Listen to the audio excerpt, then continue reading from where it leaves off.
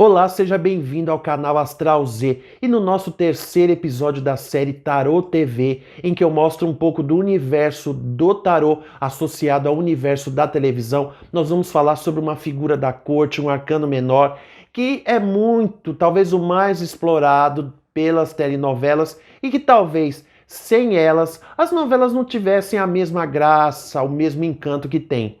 Sim, eu estou falando sobre elas, as Rainhas de Copas.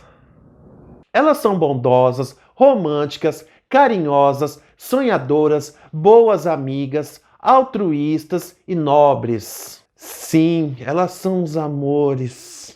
Esse arquétipo da Rainha de Copas representa as heroínas de sentimentos leais, representa o bem, o lado bom da história. E nas novelas, o bem sempre tem que vencer. E quando não vence, coitadinho do autor, ele sofre na crítica do povo.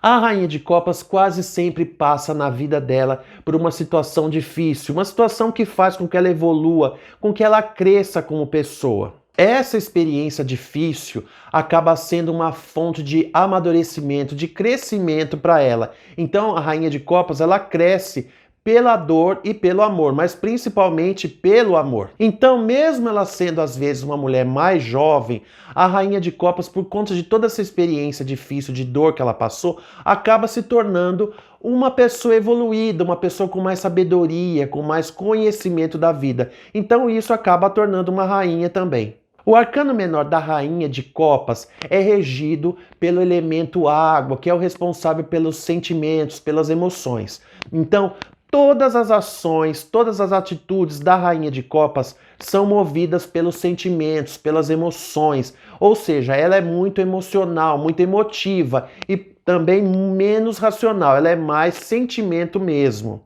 E um exemplo clássico de Rainha de Copas está numa das novelas mais famosas, mais populares da história da teledramaturgia brasileira, talvez a mais conhecida do mundo, que é A Escrava Isaura.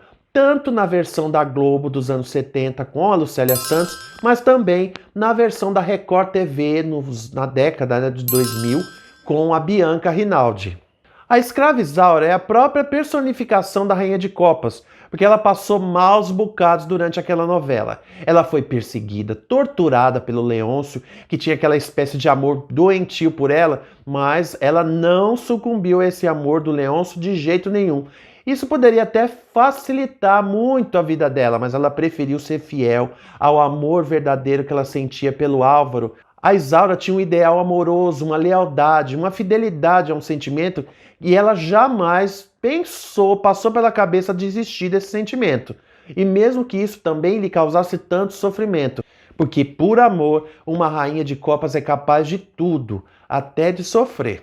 E outra personagem que personifica bem a Rainha de Copas é a Cristal, vivida pela Sandy na novela Estrela Guia da TV Globo. A Cristal, também como a Isaura, era uma mocinha culta, prendada, educadíssima, fina, que também passou por uma experiência difícil quando perdeu os pais e começou uma vida nova no Rio de Janeiro. Depois, com o passar do tempo, ela acabou se apaixonando pelo Tony, o tutor dela, e decidiu que ia dedicar a vida a resgatar a paz de espírito dele. A Cristal tinha uma espiritualidade muito desenvolvida, uma intuição muito forte. Ela cantava aqueles mantras com uma missão espiritual de deixar as pessoas mais tranquilas. Então ela queria tornar o mundo mais zen. Isso também caracteriza a Cristal como uma Rainha de Copas.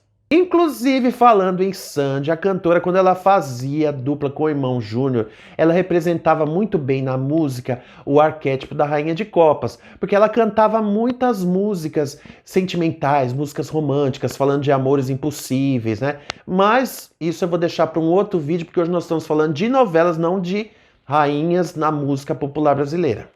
Pelos dois exemplos que eu dei, vocês podem estar achando que a Rainha de Copas tem necessariamente uma imagem ligada à doçura, à fragilidade. Mas é aí que vocês se enganam, porque a Rainha de Copas também pode estar em outro tipo de mulher, uma mulher mais forte, uma mulher mais vigorosa, como era o caso da Tancinha de Cláudia Raia em Sassaricando. A Tancinha era um mulherão, toda pirulona, como eles chamavam, né? Uma mulher de uma beleza exótica, chamativa, atraente, tinha uma sensualidade inegável, incontrolável. ela poderia usar esse poder de sedução feminino que ela tinha tão elevado para conseguir o que ela quisesse dos homens. Tanto que ela deixou o Beto e o Apolo, no decorrer da novela, apaixonadíssimos por ela, né, sem fazer muita força. É a Cláudia Raia, né, gente? Mas mesmo com todas essas cartas na manga, a Tancinha preferia ser romântica, certinha, e muitas vezes a Tancinha era meio bobinha, ingênua, e tinha umas atitudes que talvez não condissesse com a sua imagem de mulher fatal. Já a Tancinha de Mariana Ximenes, em Haja Coração, também era uma rainha de copas, mas um pouco mais próxima do estereótipo clássico da mocinha.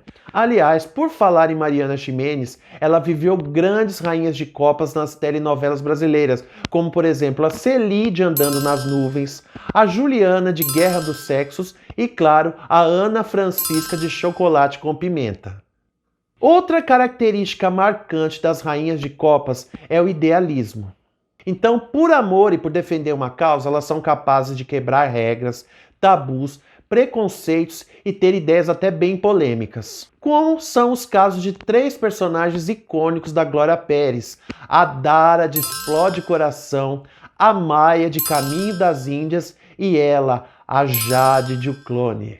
Todas essas personagens da Glória representam bem o arquétipo da Rainha de Copas, já que todas elas foram contra os preceitos e os mandamentos de suas culturas em nome do amor.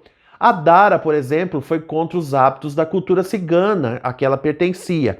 A Maia, que era uma indiana, se apaixonou por um Dalit, alguém de uma casta social inferior à dela, e a Jade lutou contra o hábito muçulmano dos casamentos arranjados entre as famílias para viver o seu amor por um ocidental, Lucas. Ela foi capaz até de rejeitar o seu casamento com Said, sabendo que ia correr um risco de levar chibatadas em praça pública. Inshallah. E outras rainhas de copas que também representam bem o idealismo da rainha de copas são as amigas Laura e Isabel, da novela Lado a Lado, uma novela premiadíssima que chegou até a ganhar um Emmy. Isabel era uma empregada doméstica negra no início do século passado que lutava pelo seu direito de crescer na vida. Já a Laura era uma mocinha recatada, de boa família, que lutava pelo seu direito de ser uma mulher independente, de trabalhar, algo que era bem difícil naquela época. E talvez seja até hoje, infelizmente. E aqueles que acham que as rainhas de copas são aqueles docinhos, aquelas pessoas perfeitas e irretocáveis, também estão enganados. As rainhas de copas, por serem muito emotivas, muitas vezes elas acabam sendo dominadas demais pelos seus sentimentos. Elas perdem o controle e acabam fazendo algumas coisas depois que elas podem se arrepender. As mocinhas das novelas mexicanas, elas representam muito bem esse lado chorona da rainha de copas. Mas esse é um assunto que eu vou tratar em um outro vídeo especial só sobre as nossas amiguinhas lá do México. E eu não vou dar spoiler não. Outras características marcantes da rainha de copas são a insegurança e o ciúme. E quem representou bem a questão da rainha de copas ciumenta foi a Diná de A Viagem. Embora a Diná tivesse o lado legal das rainhas de copas, aquele de ser uma boa mãe, uma boa amiga, de ser o eixo principal da família, de procurar entender as pessoas, a Diná também era um poço de ciúmes. Boa parte da novela ela não deu sossego pro Theo. Ela tinha ciúme até da sombra dele. E depois que ela viu que o casamento não ia mesmo dar certo, ela acabou se envolvendo com o Otávio, que era na verdade o grande amor da vida dela. Daí, no meio da história, os dois acabaram morrendo, mas depois se reencontraram no plano espiritual. E nem lá no além o ciúme da Diná deu uma trégua. Porque até depois de morta ela chegou a infernizar o pobre do Otávio com o ciúme dela, com a ex-mulher que também estava lá na colônia espiritual e que não tinha mais nada a ver com ele. Mas na cabeça insegura da Diná tinha. Olha, até hoje eu não sei por que a Diná não foi exilada lá de Nosso Lar e não foi dar um rolezinho do umbral de tanto ciúme que ela tinha. Ah, esse sentimento de ciúme é tão mundano, né, gente? Ainda bem que Titio Zambelli sabe que vocês não têm isso, né? Bom, como eu falei no início do vídeo, toda novela que se preze precisa ter uma rainha de copas. Mas uma curiosidade interessante sobre isso, que também reflete nas novelas, é o fato de que a rainha de copas acaba sempre criando rivalidades, inimizades com as outras rainhas do tarô. Porque As outras rainhas nem sempre aceitam aquele jeitinho meigo, aquele jeitinho fofo que ela tem e perdem um pouco a paciência. E vamos combinar que na vida real também gente assim é bem complicado de lidar, né? Então é por isso que toda mocinha de novela tem sempre uma vilã que a persegue. E são muitas as rainhas de copas na telenovela brasileira. Eu vou citar algumas aqui de exemplo, como a Márcia de O Dono do Mundo, a Maria de Etamundo Bom, a Marocas de O Tempo Não Para, a Lívia de Além do Tempo, a Elisa de Totalmente Demais, a Carol de Chiquititas, a Juliana de Terra Nostra e, claro, a Ruth de Mulheres de Areia, sem a Raquel, claro.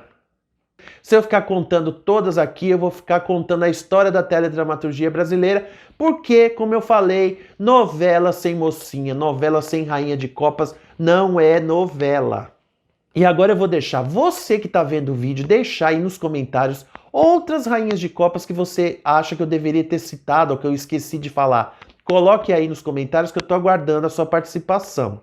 Lembrando mais uma vez que todas as personagens que eu citei neste vídeo podem não ter sido rainhas de copas durante toda a novela, mas as características da personalidade delas são muito marcantes e batem muito com o arquétipo da rainha de copas, ok? É isso aí, pessoal. Gostou do vídeo? Deixa o seu like, se inscreva no canal, ative as notificações. Os outros vídeos das duas outras rainhas já retratadas aqui na série Tarot TV, que são a Rainha de Paus e a Rainha de Ouro, já estão aí para você assistir. E não perca o próximo vídeo do Tarot TV aqui no canal Astral Z, porque eu vou falar da quarta e última rainha do tarot.